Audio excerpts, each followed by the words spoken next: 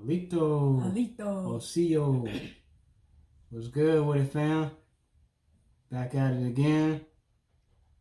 Want y'all to check out this it's a phone call we had, me and my wife and my son, with my relative. And he's from Monroe, Louisiana. He's actually married. His father married my auntie, my great auntie. And as y'all see, proof is in the pudding. But as you'll see also that our people kind of undecided because they really don't know through everything they've been told, they still can't get that, what would you call it, like programmed. They've been programmed so hard, it's hard to deprogram them. So they still kind of not knowing which way, the so-called Native Americans, and maybe we're mixed with them, or this and that, or, what do you have in your notes? What is something that you took out of there that you didn't make quite sense to you, or that stood out to you that wasn't matching up?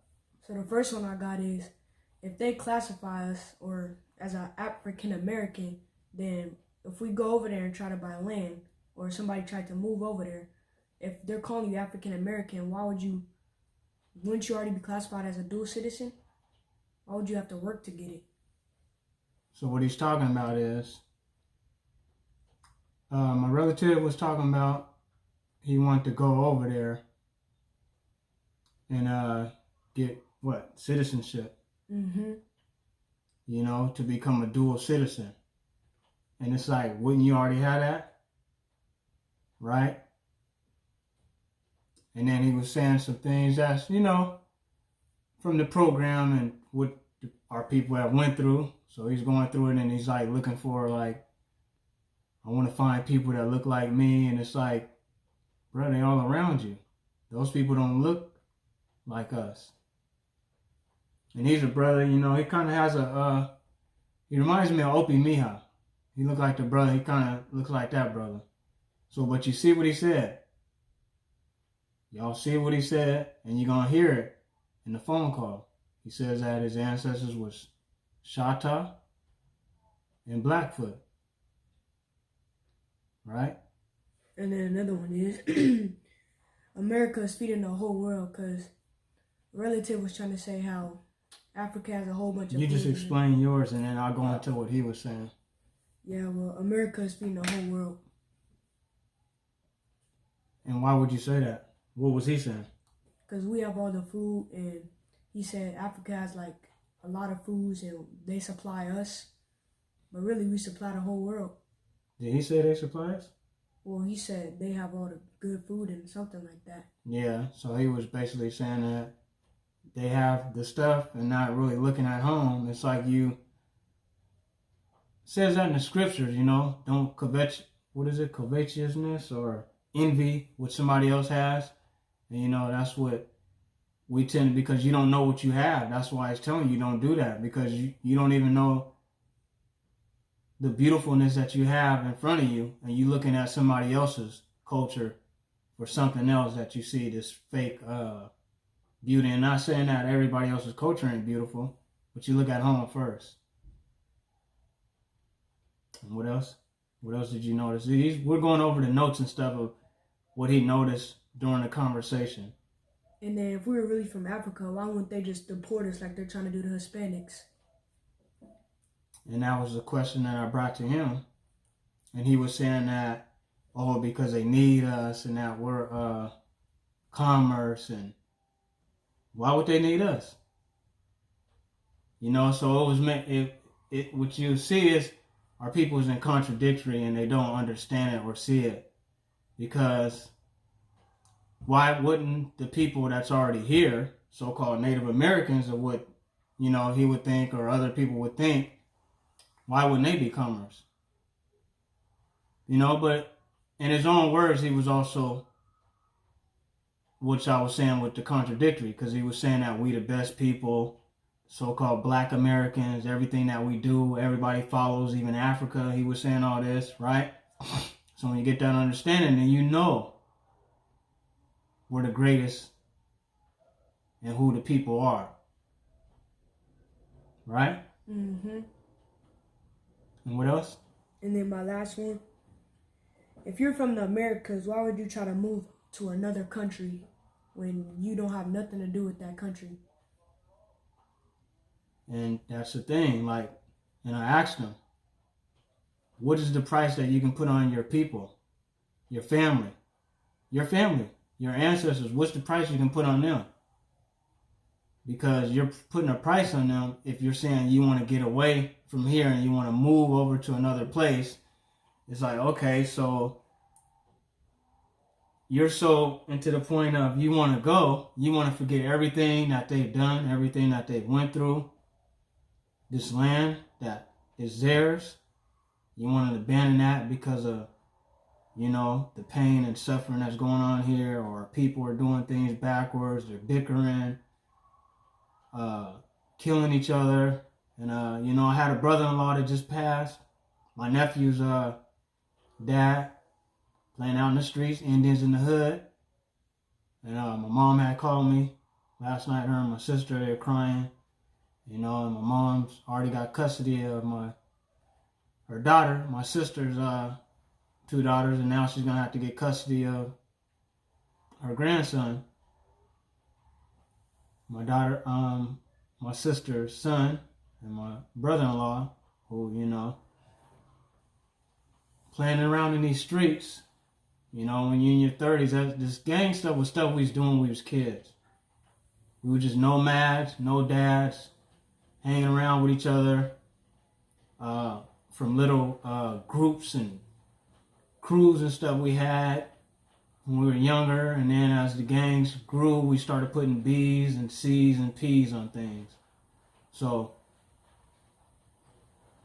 this is something we've always had this tribal where we repped our land, but we didn't really put colors and we didn't put B's and P's and C's on it until, you know, later on in the 80s and things like that as it starts to grow. But anyways, it's a sad situation. My nephew's going through a lot. He's been through a lot. And now he's got the world stacked up against him now. And these are things that we're going through when you don't know who you are. And the people, they're just dying on the land for no reason. You know, I understand, you know, this is the things we was doing when we was younger, but now it's like we older now. Your gang is your family, your tribe. That's everything. So, you know, may you rest in power, Chris Wilson. You ain't never forgotten, bro. You had a purpose. And sometimes we neglect from the purpose that we need to be doing, because he was doing good for a while. He was working and everything, but it's like these streets be calling. And the people don't know how to resist it, or they don't get tired of it, or they're taken back by the memories of the times when it was good, you know, the camaraderie and stuff like that. But hey, I had to learn and grow from that. Spent a lot of time away from my family and everything. Blew half of my life in there. So, you know, these ain't the things that's beneficial to us now as we become men, from boys to men. Men is when you take care of your family and you see, this is what you do. You build with your family. Like I'm building with my family. I got all kind of interviews on the line up that I got lined up with the family. I'm doing it through the family. It's all cool and everything to build with strangers and, you know, friends and stuff like that, but I'm going to build with the family. Y'all going to see it. They all lined up. Just when I got the time. You know, we be out and about doing things. My wife, radio shows, stuff like that. But on that note, what else? You didn't have nothing else, Steady? That was it. Was there anything else that you heard or that you didn't agree with that he said, that you could remember? Mm-mm.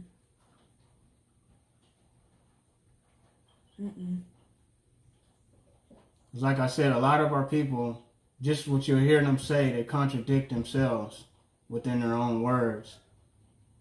And when you cut off the boxing ring with people and you start to eliminate the invaders, the pale faces, then really the people don't have nothing to stand on but their oral history. And it's not a mystery. You know, so when you start asking the people about this or about that, or, you know, and like he was saying before, that was one thing he said, we lost our culture. I don't know why people keep saying that, and then they say we the greatest people, everybody copy us and everything. That's a culture. Culture is based on eating, dancing, traditions, right? Don't we, just like I stated to him in the phone call, don't we be doing the electric slides and all those? The Cupid Shuffle and all the things that they call it now? Mm-hmm. At family reunions? We all get out there and do it. Don't we all eat collard greens? Macaroni and cheese? Cornbread? Don't we love us some cornbread? Huh? What we done lost? We still got our food, our dancing. What was he even saying? We talk different, which they call ebonics or whatever. Because we are people that's steadily evolving as far as everything that we do. Our culture, how we talk, walk. You know, I don't agree with what these youngsters doing now with the skinny jeans and all that, but hey, that's a part of what they're doing. That's their movement. It wasn't our movement. Our movement, we was baggy, Dickies on, or, you know, some cold blue jeans or something creased up, Levi's 501s creased up. You know, we was wearing Chucks and the G Nikes, you know, Russell sweaters, stuff like that. You know, and not all of them, you know. A lot of us was wearing the polos and all that stuff even back then. We was wearing polo and Lacoste and stuff like that. So, you know, each generation has its time. And we got to make sure this generation, these generations, you know, and our grandkids and everything don't drop the ball. We got to make sure we got them straightened. Because all the hanging in the streets and all that, I mean, it's pretty much over. I mean, it was the good times back in the days, but the best times is when you're doing it with your family. You know, like I said, we all got family and everything. So if you're out in the streets, or I'm out hanging on the streets with the homies, who's taking care of my kids? I'm going to leave it all on my wife? Nah, we got to step up and we got to make that transformation. Like the scriptures say. As a kid, I thought like a kid, and I did as a kid. When I became a grown man, I put away childish things. These are childish things that we out here doing. Dying for nothing when you could be dying for something. Your land, your rights, your ancestors, everything they laid out, the whole blueprint. So we're going to be touching on a lot more. I got some more lined up with the family first, you know. Make sure we get the family right, because those are the ones, the hardest ones to reach, like I said before. And on that note, you know, stay doing your research, y'all, and your genealogies. The most important thing is, you can see, I didn't even get a chance to tackle that with the bruh, but with the family, but that's the main thing. Genealogy. It reveals everything. And it makes it so much better when you're going back in history then. You start going into all this other stuff. It just completes. It's like the icing on the cake. And for those who've done their genealogy, shout out to y'all. You know, we've done ours and we continuing to do it. And dang, I had another thing I want to go into about what I found with the Callaways, but we'll do that on another video. That because we on this, what I want you guys to know, when you're doing your genealogy, try to just focus on one. And I heard, you know, a lot of brothers and sisters be saying that. But focus on one line and just dig till you can't dig no more in that line. Pull up everything on that name. Like Callaway, like mine, that's what I'm on. We gonna call this, like they say, on the trail of the Nephilim, or on the hunt for the Nephilim. When you see, who is that? Steve Quill and all them on the trail of the Nephilim. We on the trail of the Callaways. And you should be on the trail of whatever your family is. You should be on that trail. That one name, try to track it down, you know, because it's going to make it better. Then when you put all that energy in that one, and you just pull up all kind of news articles, everything, newspaper articles, burial records, military records on everything you could think of Callaway, just using that as what I'm doing, whatever your family surname might be, and just keep digging, because I found some stuff like that I had my son take notes on. Like, you know, even them being on a so-called plantation, it was saying that they was treated fairly and everything, right? John Callaway, Caucasian dude, right? Pale face. Has some. We know these got to be Callaways, because I mean, they ain't gonna give you the names. They don't say the names, but says they was treated fairly, got paid good. When they died, they had cabins that they lived in. Yeah, cabins, but the main thing was, where were they buried at? Cherokee ceded land. They worked there and they died there. And what are we finding out about the Callaways? What did Granny tell you, Riri? Cherokee, Anya. Oh, yeah. So we're finding out that not only is the puzzle pieces falling together, the burial ground they're on, and they said they switched it to Negro burial ground. But we're going to get into that. And we're going to get into a lot of other stuff, but we're digging on the trail of the Callaways. We're going to bust this one wide open. And we're going to track it as far back as we can with everything on the Callaways. Everything. Because I still can't. I'm trying to pull this up on the internet at work, and I couldn't pull it up on the computer. But I found it in my phone. I screenshotted everything. And then tried to pull it back up, and it's not giving me anything about John Callaway again, the paleface, and about him getting land allotted to him and having these people working on his land. You know, they said he was land allotted to him, and then all of a sudden he has these slaves. It says he has workers, right? The so-called slaves. That's what they're saying, slaves. But these guys are being paid good, fed, and they said these people were healthy. And they said there was rumors where people were saying about slaves and this and that, but this was far from the truth with these people.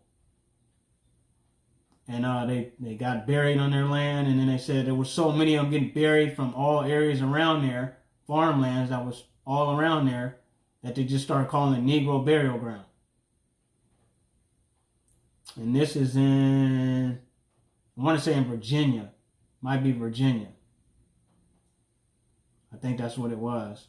Because, yeah, I think it was. It was Virginia or Georgia. Maybe it was Georgia. I'm not sure, but we're going to get into it. And on that note, peace. Shalom. Peace, power, high vibes. And let's keep going, y'all, because we're going to get to the bottom of all this. Shout out to Chief Holiday. I seen that show today, too, bruh. That was a good one. Yeah, A1 and all them on there. It came at the end. But, you know, moving and shaking and everything else. But y'all know what it is. I catch y'all when I catch y'all. And then I go and rewatch it and everything. Show the love and support to all y'all. Everybody out here doing the work.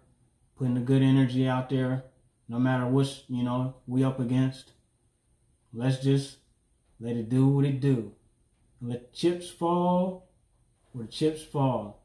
And the truth shall be a beacon of light. Shalom. All right, fam. What it do, man? Hey, what's going on now? What's good with it? Ain't too much, man. Just sitting here, you know, trying to put some things together and, you know, learn who we are and, you know, the things outside of mainstream academia and just going off of family oral history, and I always, think of stuff like that and try to get to the bottom of this buried treasure that we have. Right, exactly. Okay.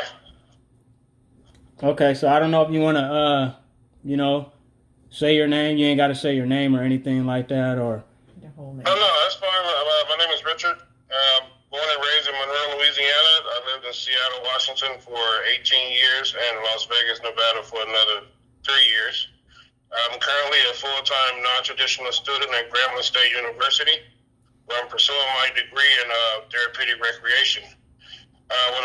When I graduate next year, I may go back to Seattle, but I really would like to go back to Africa for like a year. Not go back. I've never been there, but I want to go check it out and go teach English for a year, either in Zambia, Ghana, Kenya, Uganda, or Namibia, either or Tanzania, like they pronounce it. So yeah, that's it. okay. That's my rundown.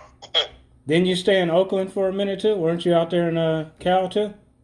Oh yeah, I was in Cal for a hot second. I was out there for like maybe a year. Yeah, I was in Oakland and Sacramento. Yeah, Oakland was cool. People think Oakland is like this one big crazy city packed with crime.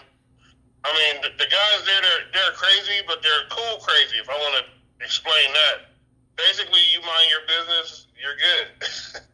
When you don't mind your business, they're going to come holler at you. Okay, for sure. That's how it goes too. But what's your interest in Africa? Do you have anything specific that's calling you there, or? I don't know. It's definitely calling me there, bro. I don't know what it is, but I've been having this fascination with Africa, bro, for the last year and a half, probably 2 years now. And I've researched so many countries. I probably can name them all, without even looking at a map. That's how much I've been really studying Africa and checking out the different economies, checking out the different cultures, which countries are safe for like African Americans, which ones are still like volatile, which countries we can go to and easily get dual citizenship, which countries we can go there and easily acquire land and stuff like that. And the land is fairly cheap. Like in Ghana, which is in West Africa, you can go there and get beachfront property for like $1,600 an acre. Where can you go buy beachfront property anywhere for $1,600 an acre? And once you buy the land, it's yours. There's no property tax or HOA you have to worry about. So once you buy the land, it's your land, and you can put whatever you want to put on there. You can build a house, you can put a garden. I mean, it's up to you. Once it's yours. But you have to be a dual citizen of that country first, because if you're not a citizen of the country, you technically can't own land. So if you were just stated that you're an African American, then how could you not be a dual citizen then? Yeah, that's very true.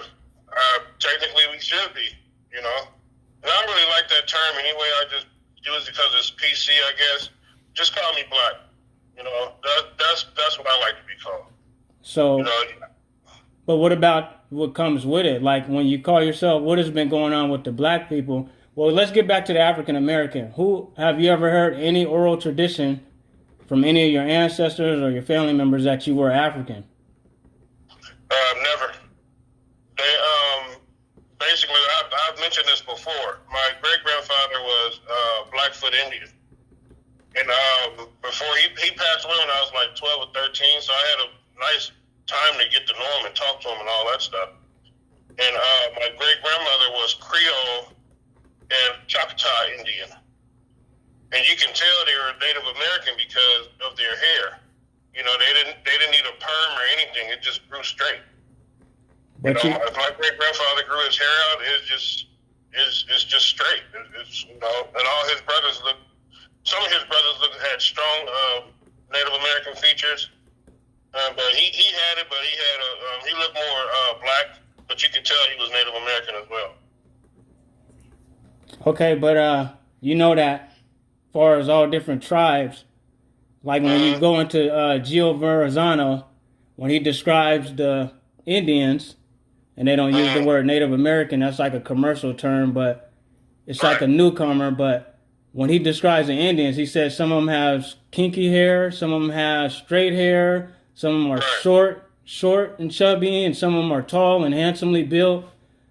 Right. So when we're using the term, when we say, I think it's a stigma or a certain associated with what an Indian. Yeah, we have this mainstream. What I'm trying to say is I want to have the conversation where we can step outside of anything that's been indoctrinated through TV, through if we can't find it orally in books, like how I just gave you Giovanni Verrazzano, you can pull him up and see he was one of the explorers that came here, and he tells you these other descriptions. We can't go off of like with TV and entertainment and all this stuff, because it's going to give you this bias type of, oh, this is what the so-called Indian's supposed to look like. They have the good hair or this or that, when you can see over in Africa, the same way like with the Americas, we all come in different shades. You'll have Ethiopians that have good hair.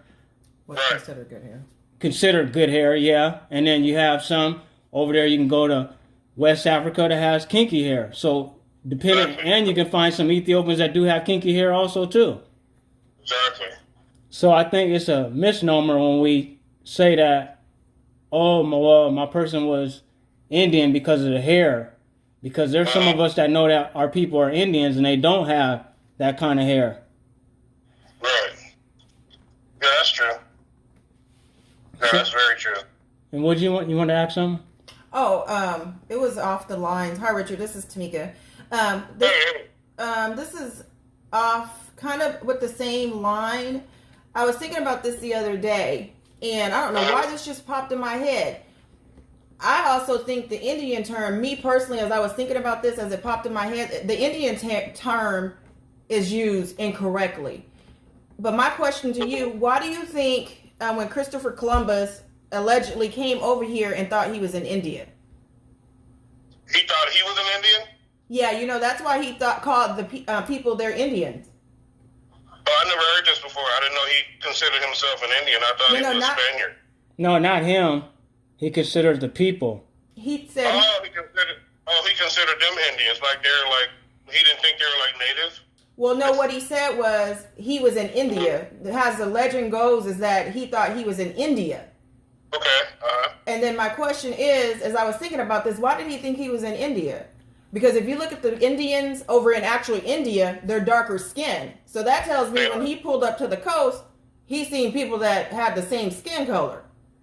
Gotcha.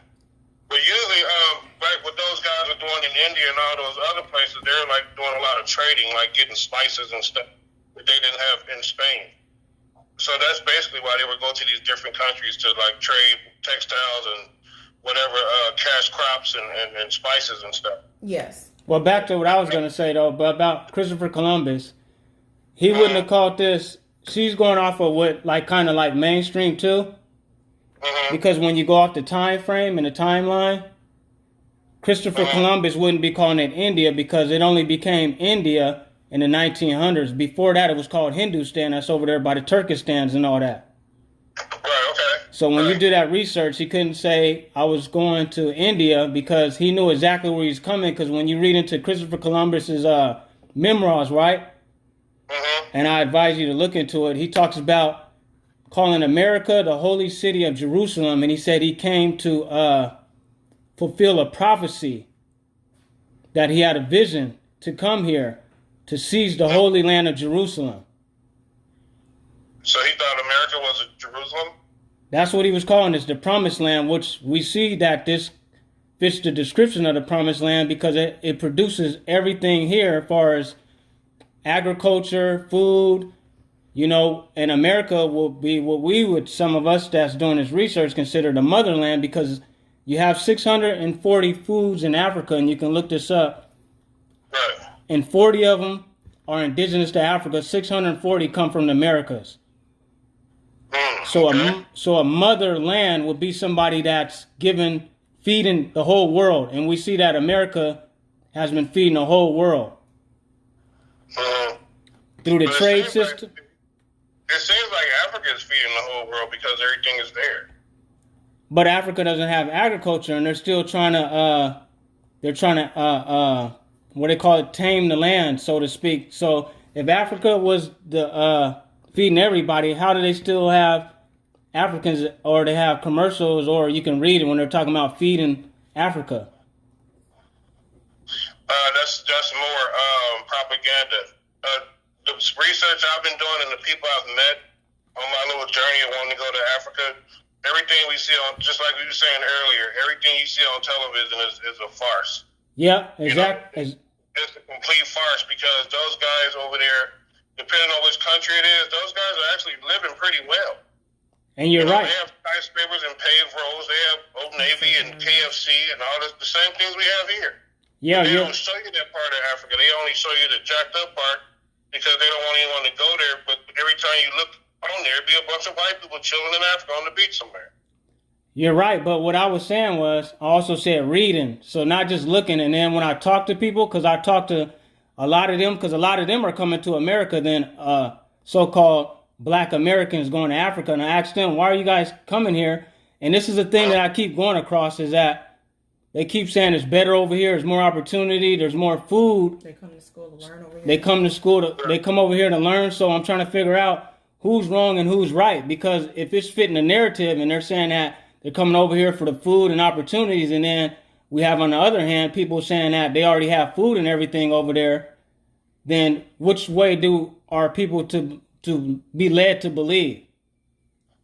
Okay, yeah, I understand that. I guess it will boil down to, what do you want out of life? I mean, do you want to live simple, or do you want to live like high? It just depends on the individual. You know, some people don't require a whole lot. Some people require a lot. So some people go to Africa and live a simple life, and some people go there and be dreading the day they stepped off the plane. They can't wait to leave. So it just depends on what you want, what the person wants. If people think there's more opportunity in America, okay, yeah, let's say that's true. But then again, you can say there's more opportunity in Africa because everything is so cheap right now, especially when it comes to acquiring land, and having stuff, and go ahead and get that land grab while that land there is available, because China's over there right now buying up everything. Yeah, they're colonizing them right now. But my question is, because I want to stay on the topic of the Americas, right? Mm-hmm. So if you were talking about Africa, what about the price that you're talking about? Is there any price that you can put on your family and your history, or is there just, we want to go? You can never put a price on your family nor your history, but the more years that go by, our history is slowly being erased, because as soon as we got here, let's go ahead and say this, we were already here. You know, we wasn't migrated, all of us wasn't migrated from Africa. A lot of us were already here. Yeah. Let's just throw that out there. But the ones who came here from the ships, you know, they slowly, as soon as they hit the shore, they started erasing their history. So a lot of history has been lost. And a lot of stuff we don't even know. I know my daughter, she just recently did a Ancestry.com or whatever, and it points her genes back to Nigeria and Togo. Okay, but this is the thing I want to also. Okay, that did that, but do we trust the people that's doing the same thing that's been lying to us from the beginning? How do we learn to trust them, and why will we even be giving them our DNA when we see what's going on, and they've been having like the Tuskegee experiments, all these things to destroy us? Right. Do we not think that will be some type of plot, or have they somehow become the gods of today that we should be worshiping and following everything that they're laying out? Yeah, I feel you on that. I mean, I've never wanted to do the Ancestry.com because I don't want them having my DNA like that. You know, because I don't know what they're going to do with it. And I heard they were creating some kind of bank to where they got people's DNA on file, so it's easier for them to catch you doing stuff. They have used it in the past to do that as well. That's why they had to get stricter on who can, you know, how fast they can get it, and if they even are legally able to get it. Right, exactly. So or biological chemical warfare also, which we kind of see right now. They keep saying that the so-called American black people are dying of this COVID faster. Mm-hmm. So do we know if they could have designed something with the people's DNA to attack the people? Oh, they've been working on that for years, man. They've been trying to think of different ways to get us up out of here, because they already know by 2050 they're going to be the minority. So they have to start We have to start thinking of ways to lower our numbers. Exactly. So this wicked plan has been in the work for decades. They got all these mad scientists. Trust me, COVID is only the tip of the iceberg. They have stuff out here that I think they're going to release that's just going to kill off a whole bunch of the populace. Because it's already written in the Georgia Guidestones that they want to get the population down to 500 million people. And you think about it, damn near 8 billion people on this planet. That means a lot of people are going to have to die in order for them to get what they want. Okay. Which is crazy. So as far as like trusting that DNA stuff, number one, I wouldn't do it, and number two, like you just said, I wouldn't trust it because they could just throw out anything. How the hell they know where you're from? Yeah, and whose DNA was they taking? Who was volunteering to give up their DNA for them to do this thing? Well, and then, exactly. And then they even have that disclaimer where they tell you that it's basically for entertainment purposes only. And why would they had that disclaimer with the DNA test, and then it's like, why would you be throwing that out there for entertainment purposes only? Right. And then another thing. Go ahead. But you charging people $100 to do it. Right. Yeah. It's about the dollar. But then I want to ask though, is that right? That's crazy. Okay. I've never had any desire to want to do that. Because I don't know how true I don't even know how accurate it would be. Because like I told my daughter, I said, I'm looking at this list you gave me, but I don't see anything that says Native American on here. Not nothing. Not one little iota. Not one speck. Everything was like European and African and all this other stuff. Yeah, that's the narrative for them to keep with their lies and with the they brought us and the rapes and we were breeding with you guys and things like that. Right. So it's just their entertainment for them to play the game with us. Because I was gonna go back to asking you if we were never, like you were saying, there was already a lot of us that were here, and I'm one of those that can vouch for that. My wife also too, with us doing tracing our lineage back, but. It's also funny that, for some reason, we never think about why, if we were we're so much of a problem to these people. They're doing all this Tuskegee experiments, all these mustard gas experiments they were doing on us and stuff. And it's like, why would they be trying to kill us and cause the headache to do that when they could have just, if you were from Africa, they could have just deported you like they're doing the Hispanic people?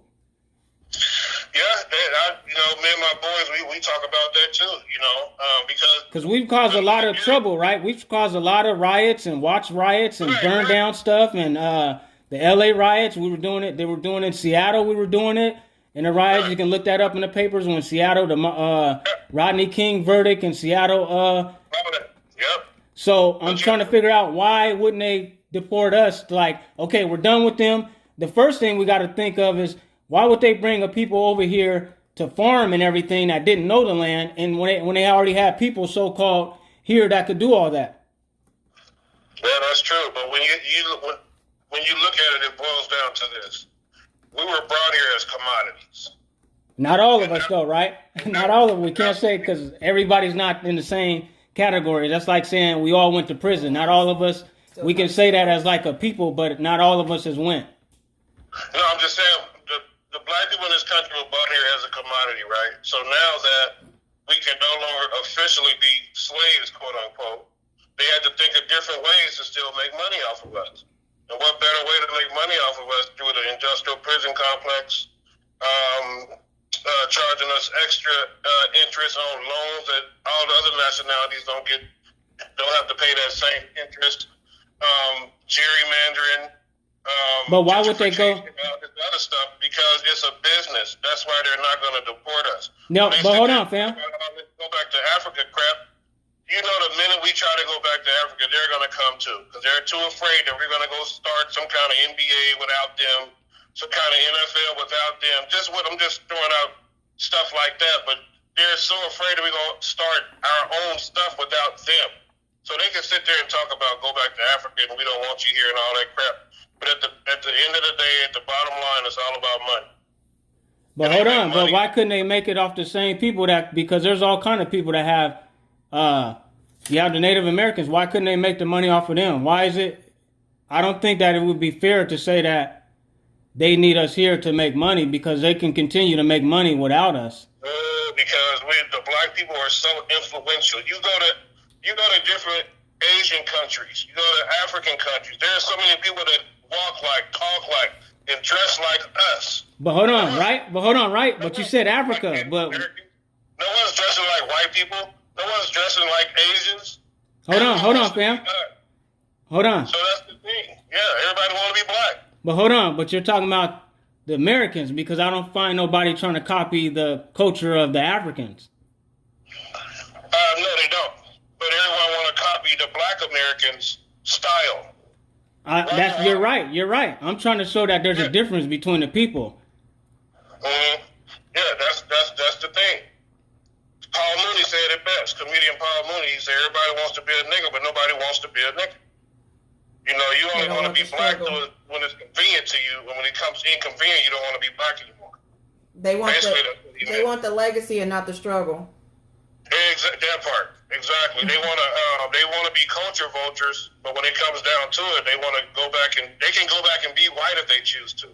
You know, we don't have any choice because we have to walk around in the skin that we're in. But now back on that too. Is our skin? You said you prefer the term black, but is our skin literally black? No, it's not. It's brown. Okay. In this country, the way it's set up, we can't call ourselves brown people because the Mexicans call themselves brown people. They use brown pride. So I mean, what do we do? How do we take back the power in that? And also, and they don't use brown either. That's given to them. What was that? The brown color was given to them because when you ask them, they tell you they Mexican or Costa Rican. No, but there was a movement that happened that was promoting this it's brown pride movement. But what I'm trying to say is, what would be a more better term for us to use? Because I mean, if you ever heard of the Black's Law Dictionary? I never heard of that, but I know a lot of brothers start using that term negus, N-U-G-U-S. Yeah, negus. But it never did catch on like they wanted it to. Because which is an Ethiopian word, but it never caught on like they wanted it to catch on. Because a lot of cats in like New York, those Hebrew Israelite cats, they be using that term. Yeah. So what I was gonna get at is that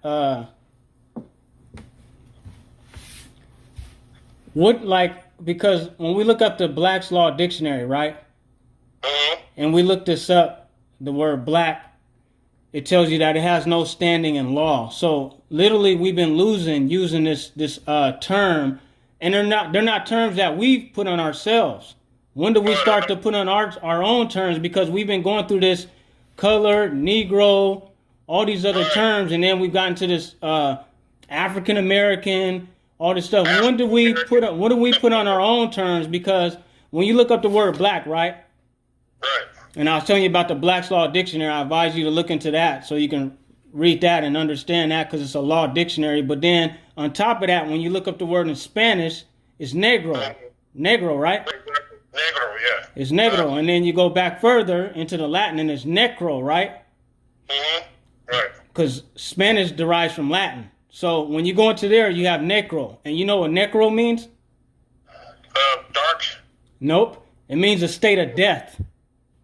Like a necromancer. Yeah, like it means a state of death. Like you're in a dying state. Gotcha. And this is what our people was in. So when you go back to the origin of words, that's what I like. The further back we go into history, the more we appear in history in Americas. The Olmecs, the Toltecs, these bones and stuff. You ever heard of Lucy and Naya, these bones they found? The oldest bones in America? Yeah. So, yes, I've heard of that, yeah. And that goes back into a thing that you, one of your friends have posted on there. You have posted it. Mm-hmm. And then one of your friends, I think her name is Lisa Douglas, or what's her name? Lisa? I don't want to say her name, but remember she posted that, you posted a post on Facebook, and I really don't be on there, but I went on there and seen that, what you had posted about the Indians and your tribes and what family and the areas, and then remember she posted and was talking about the reclassification, what happened to us, and Oh, you're probably, I don't know if you're talking about Daphne. I don't want to say her name. I don't want to put her name out because you know she's not. I understand. All right. Yeah. But you remember what she when you posted that, and then she posted that a lot of us are Indians and don't even know it, and the reclassification has happened with us, and yeah, exactly. I remember now. Yeah, I remember that. Yeah, she went deep with it. she really did, and I was like, wow. I was like, what the? This sister right here is on. Yeah, she went deep with it. Yeah, I know exactly what you're talking about. I'm not gonna call her name, but yeah, I know what you're talking about. So Yeah, she went deep with it. that's a lot of the things that's like. What I'm getting at is that once we know who we are, and those of us that know we're the original Americans and stuff, we have to get our titles back and stop allowing people to give us titles and stop allowing our titles to be given away, because there's a lot of people that have what we would call is they've taken our identity and switched. Right, exactly. Because if you look at the Webster's dictionary, the earliest dictionary ever, or the first dictionary that was published from 1828, it talks about the American, and then it goes on to say the copper-colored people of the Americas. Mm-hmm. And then we're looking at a penny, and we're looking at the copper-colored, and we're looking at Durham, North Carolina. You remember when they had so-called Negro Wall Street or Black Wall Street? Yeah, no, Tulsa, Oklahoma. No. There's all kind of Wall Streets. That's what you got to look at. There's Durham, North Carolina, and you will find there they have a big copper-colored penny that says this is in the honor of the black, so-called black people that were destroyed and shot down in Durham, North Carolina. Oh, nice. Okay.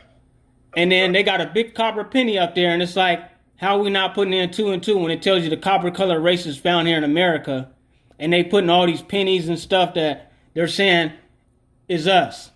And they're telling you this is the original definition also.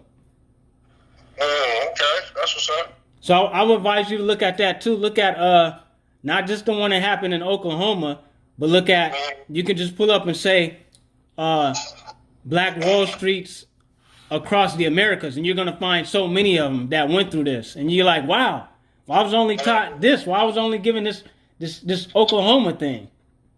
Right. I'm looking at it right now. Yeah, look up Durham, North Carolina. Okay.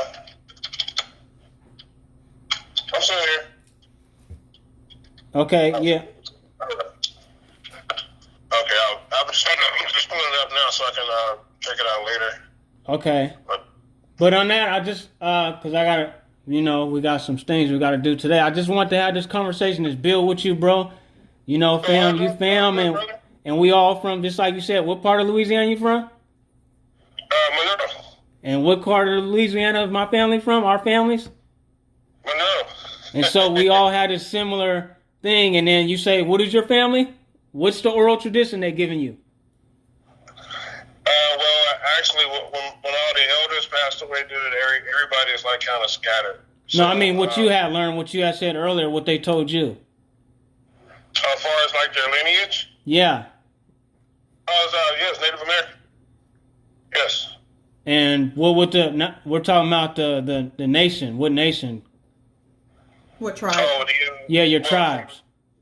Great grandmother is Choctaw Indian Nation. Okay. Great grandfather is Blackfoot Indian Nation. All right. And then with my family, we have the Choctaw, which me and you have had this talk before. Yes. And it's not a coincidence that our families is both coming out of this Monroe, Louisiana area. Exactly. That's where they were. They originated in Oklahoma and they migrated down to Louisiana. No. The Choctaws have been in those. The Oklahoma is a whole different. Those are different territories. You got to look those up. You got to look those up too. And the word is not. It's not really. It's not Choctaw either. It's Choctaw. Choctaw? Yeah, Choctaw is a fake. What they give the Native Americans, the Mongol-looking people that they put on the reservations to replace us, which we have the ghettos, which is our reservation and welfare. We get those checks and things like that. But the word is Choctaw. Choctaw. C-H-A, I think H-T-A, I think. C-H-O-C-T-A-W. No, it's C-H, Choctaw. Look up the original meaning of it. Okay, let me see. It's not what you would think, what the Native Americans say, I'm Choctaw. That's a misnomer word. It's a corrupted word. Yeah, it looks like they keep spelling it the same way here on Google. No, just put up the, I think it it's... says they originated out of Mississippi. So they're in Mississippi, Alabama, and Louisiana. Yeah. Where did I get Oklahoma from? Where did I get Oklahoma from? You know what? You probably said that because a lot of the civilized tribes, when they all came of one accord and agreed, I think Oklahoma became big for them with that regard. No, that was with the Native Americans. Oh, that's where I keep getting it from. Okay, so cool. Now I got educated on that. Cool. So, Richard, I have a question before we let you go. With you knowing your history, and you seem like you're very versed with the knowledge and the history of your people, why would you travel outside of the Americas to go somewhere else to build? Well, one reason, I have several reasons actually. I'm just going to narrow it down to 2 or 3. I've been here 48 years, and I want to just go see what else is out there, number 1. Number 2, I'm sick of all this racism and all this other crap. And all the job the media does to try to force the agenda of the race war. I'm sick of all of that. I just want to go and be somewhere where everybody looks like me. And it doesn't matter if they're rich. It doesn't matter if they're poor. I just want to go somewhere where I can be happy and not have to worry about getting sweated by the freaking cops. Wait, hold on. And all the other stuff. Yeah, you're right. That's but what I would rather go and do, and I'd rather give that knowledge to those people. Because the people here, let's face it, they don't want to listen. The most dangerous thing you can do is try to wake somebody up who don't want to be awake. Yeah. You know, they'll end up killing you because you're trying to wake them up. And that's dangerous, and that's the average black person in this country. The conversation we're having right now, they don't want to hear that. Mm-hmm. No, they don't. They want to hear about housewives and all this other mind-altering garbage Some that they put out. Dead information. You know? They don't want to hear it. So when you try to give them information, they don't want to hear it. When I talk to them about, it could be anything, Illuminati stuff or these so-called aliens, which are demons. Yeah. They don't want to hear that stuff. They just like, nah, you don't know what you're talking about. You're crazy. I just like, okay, whatever. I won't say anything. Yeah. But then when I talk to people of different cultures, they be all ears. Yeah. Yeah, they have a lot of questions. You can't do that to the average black person in this country. They don't want to hear it. If it's not about LeBron James or some other nonsense, they don't want to hear it. Yeah, you're right. But also, that's not me picking on LeBron. That's just where we are. Yeah, right. But you got to remember too that they have civil wars and stuff over in Africa that I just read a couple weeks ago, where they shot up and killed a whole school of kids over there in West Africa and Nigeria, because you have the Muslims. The difference is over here, we have all the territories and gangs, and we have stuff done to us mentally through TV. Over there, they're having religious wars. So you ain't going to be able to walk around and think you're going to be, oh, I'm a Christian and it's going to be safe. Oh, no, Nigeria is definitely not on my list. They can have that. Oh, Nigeria, I'm going nowhere near Nigeria, Central African Republic, what's the Democratic Republic of the Congo? None of those. No, you can't go to the countries that's volatile. Those countries are volatile. Somalia, Ethiopia, you can't go there. You know, they're too volatile, and you're right. They're on religious war stuff. You have to stay away from that. So you have to go to countries that's safe, like South Africa, Namibia, Zambia, Zimbabwe, Botswana, Equatorial Guinea, Sao Tome and Principe, Mauritius, Seychelles. You have to go to countries like that, Madagascar. Those countries have to be on your list. Even Kenya is up and down in their volatile states, so I wouldn't want to go there either. And like, you have to pick the safe countries, Lesotho and Malawi and countries like that, Eswatini. Okay, and before I let you go, fam, when you were talking about like we've lost our culture, and the people don't know, but is not our music and the way that we dance and all that, is that not a culture? The way that we eat? Oh, that's That's definitely a culture. Food, dance, clothing, hairstyles. So when we all having that. these rodeos down here in Houston, these trail rides, or you see in Louisiana and stuff, they do this, or we doing electric slide together at family reunions. Yeah, they do that here. Yes. Yeah, that's what I'm saying. So would that be, is that the culture? Yeah, that could be a culture as well. The greens that we eat, the macaroni, all the stuff that we eat that other people don't eat, and people are in question of our soul foods and stuff like that. Is that not the staple of our culture?